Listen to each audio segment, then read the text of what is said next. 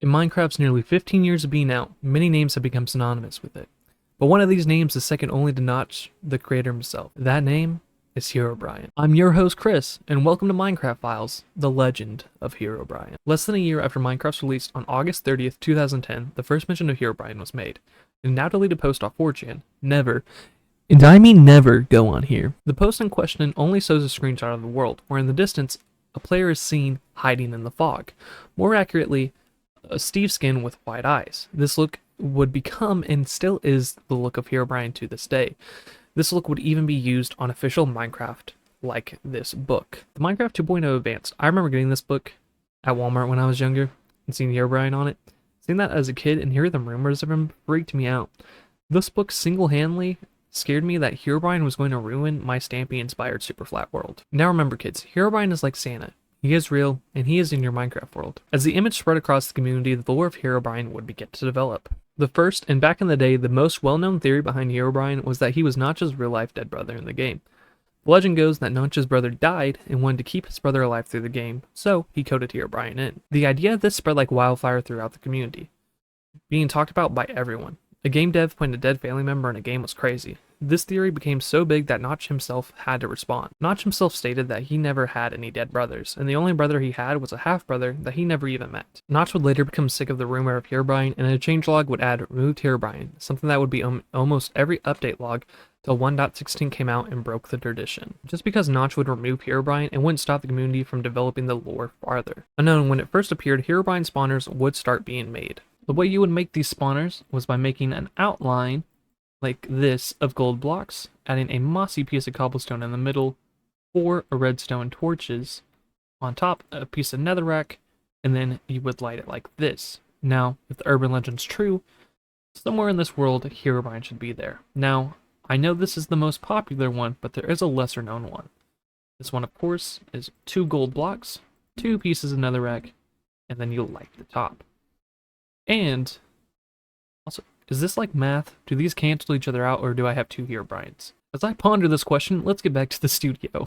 And on top of these spawners, odd things will be found around players' worlds. Things like mossy cobblestone pyramids would be reported by players with seemingly no one knowing how they got there. Other things like this are tiny sand pyramids and trees with no leaves in them. Now, not everything that would feed the flame of the Herobrine lore would be something that the community could easily fake. Stuff like game features would also play into this. A real piece of in-game content did help feed the flame of Herobrine in Minecraft. I'm not talking about anything else besides Disc 11, a music disc with a strange audio that puzzled the community for a long time, but many just took it as the Herobrine disc.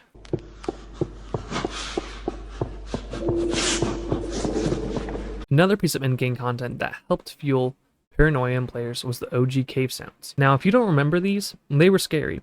Imagine 7-year-old you walking through a cave late at night and all of a sudden... Of course Herobrine was in the game if this was a thing. Freaks you out. And the only thing that makes sense at that age is Herobrine.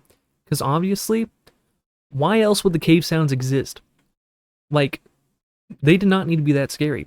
It's a kid's game. It's rated E for everyone. And that was the cave noise? These strange things helped play into the character that Herobrine was a stalker type, watching players from a distance and messing with their world to scare them, but not messing with them directly. Many reports of Herobrine in players' worlds are more than just the structures. Many players claim they see him off in the distance, or while they're mining in the cave, they see him as they're rounding a corner or as they're running by, and they'll see him, and then they'll turn around and he'll be gone. This fuels the stalker type, and that he's much more mysterious than this next thing we're about to cover. Another version of the legend of Herobrine basically goes that Notch is like the god of Minecraft, and Herobrine is his opposite. And this legend more or less paints Herobrine as this more violent and malicious monster-like creature instead of the stalker that lurks in the shadows. This legend generally goes that he's much more going out and attacking players and burning down houses and just being way more malicious than building a couple pyramids and just hiding around corners.